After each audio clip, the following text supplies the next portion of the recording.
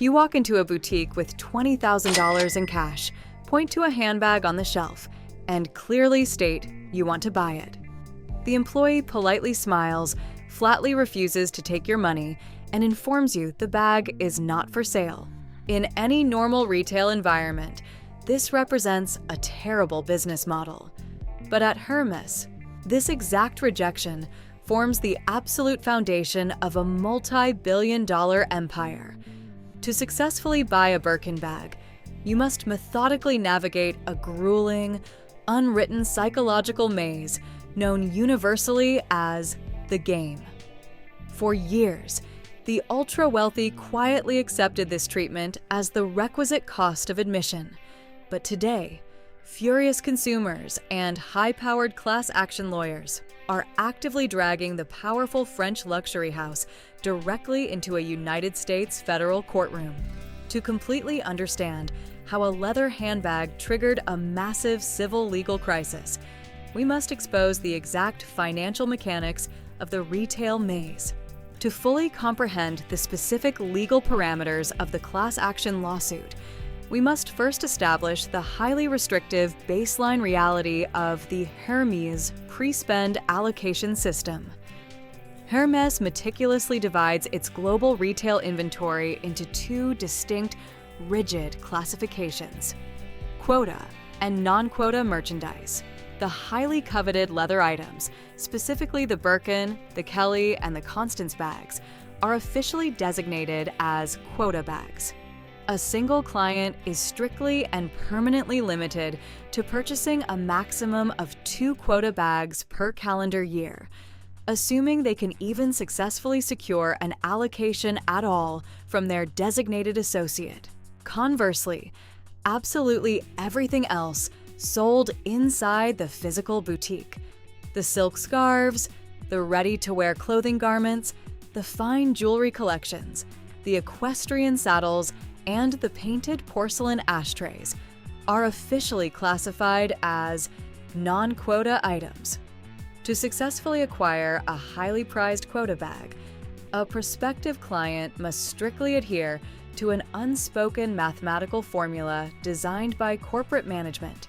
To receive a formal offer to buy a basic $10,000 Birkin bag, a retail client must first systematically build an extensive purchase history, known internally as the pre-spend, by heavily purchasing non-quota items.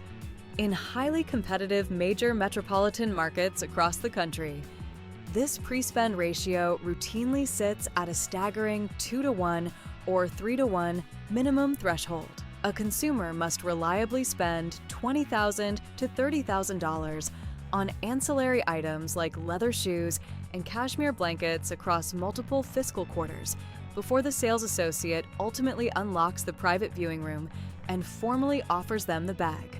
Hermès relies exclusively on this unwritten ledger to carefully filter out casual shoppers and extract maximum revenue from desperate clients.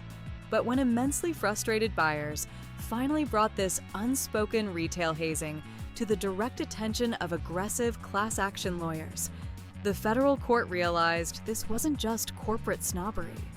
It perfectly matched the exact legal definition of an antitrust violation.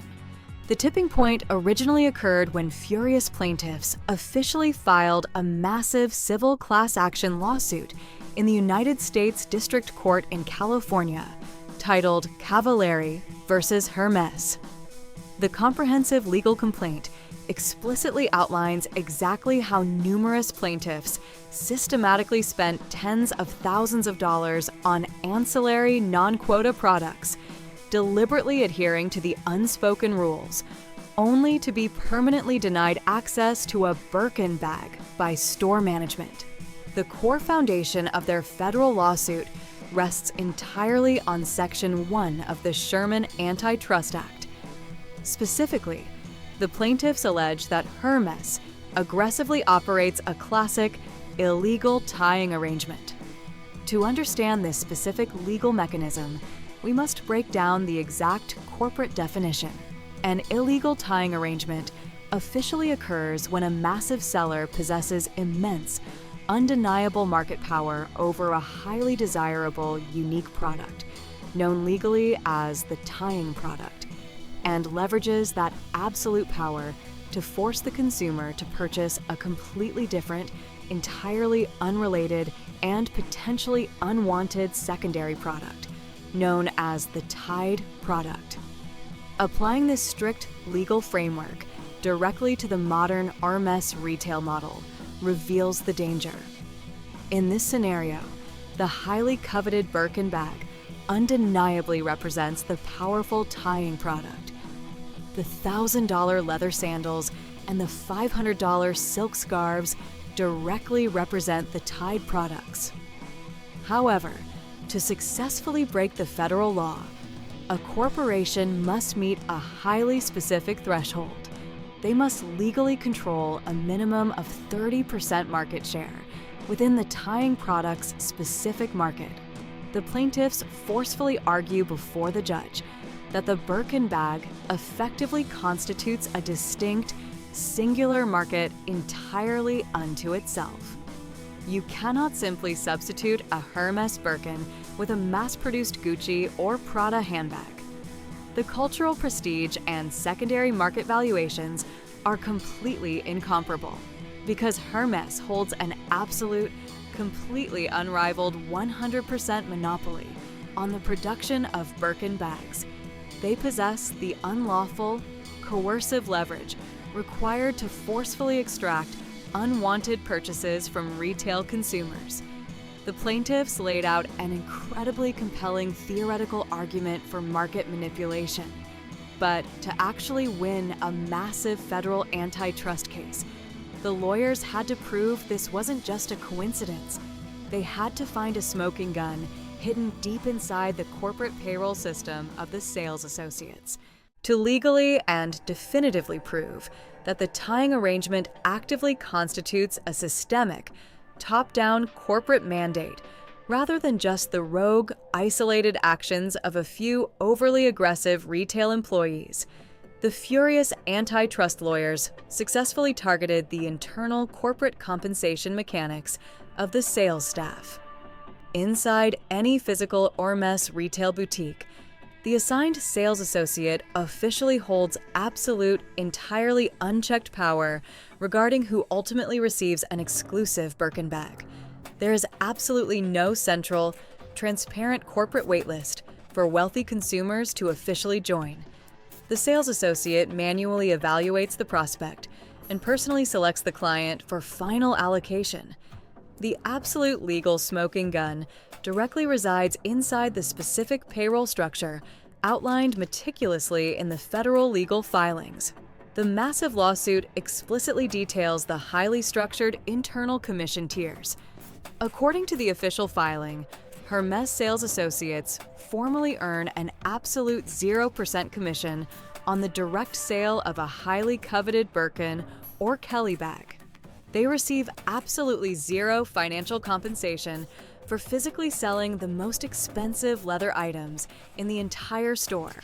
However, sales associates earn a standardized 1.5% commission on the sale of standard leather goods and a maximum 3% commission on the sale of shoes, ready-to-wear clothing, and fine jewelry.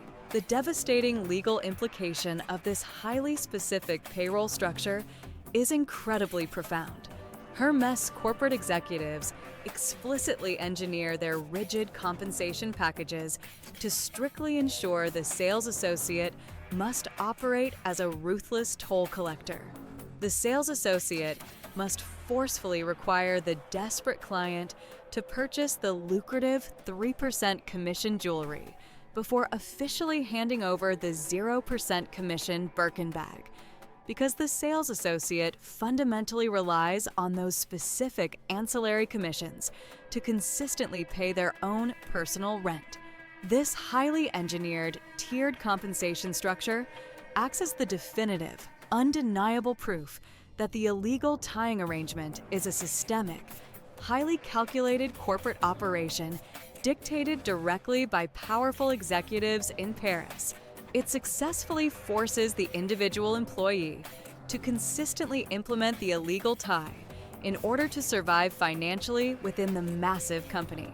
The meticulously engineered commission structure originally provided the United States federal courts with a perfectly clear, undeniable map of corporate extortion, but Hermès rapidly deployed an elite, heavily funded legal defense team, arguing that the plaintiffs completely misunderstand the mechanical reality of artisan manufacturing, and warning that a victory for the plaintiffs would trigger a catastrophic collapse across the entire luxury sector.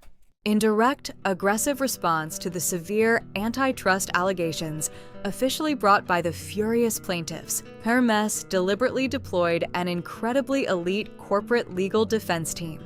Their primary legal counterargument specifically focuses heavily on the undeniable mechanical reality of authentic artisan manufacturing.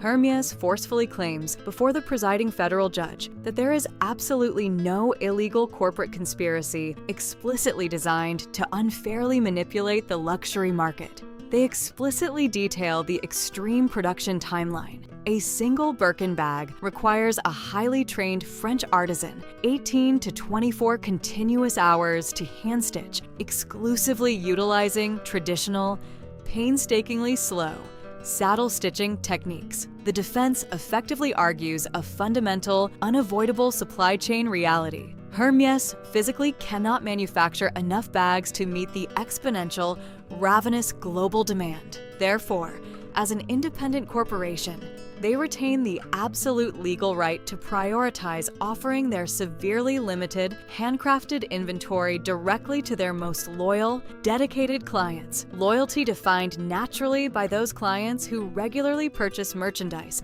across the brand's entire catalog. They argue the pre-spend requirement represents basic, legal customer loyalty management, not a malicious antitrust tying arrangement. The massive macroeconomic stakes of this specific lawsuit are entirely unprecedented.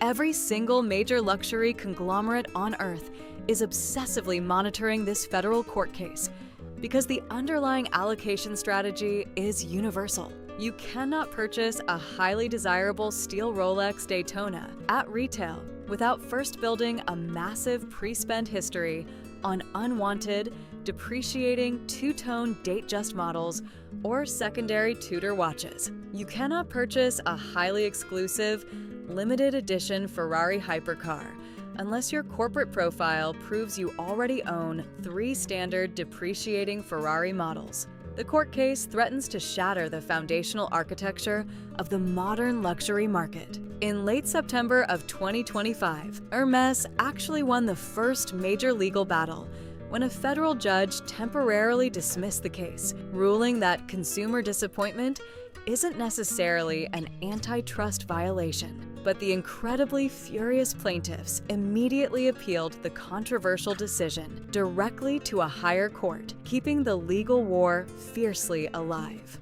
And as consumers celebrate the potential death of the pre-spend requirement, they are blinding themselves to a profound psychological paradox waiting at the end of the gavel. This lawsuit reveals the profound, inescapable philosophical paradox of modern luxury. The angry plaintiffs filed this class action lawsuit because they desperately want a Birkin bag. But why do they actually desire the bag? They desire it precisely because it is nearly impossible to acquire. If the courts force Hermès to operate on a standard first-come, first-served retail basis, legally allowing anyone with a credit card to immediately purchase a Birkin, the bag instantly loses its mystique. It instantly devolves into just another mass-produced piece of leather. The lawsuit exposes the brutal, highly calculated mechanics of the modern luxury market. By weaponizing commission structures and leveraging absolute market dominance, Hermès engineered a retail maze that prints billions of dollars.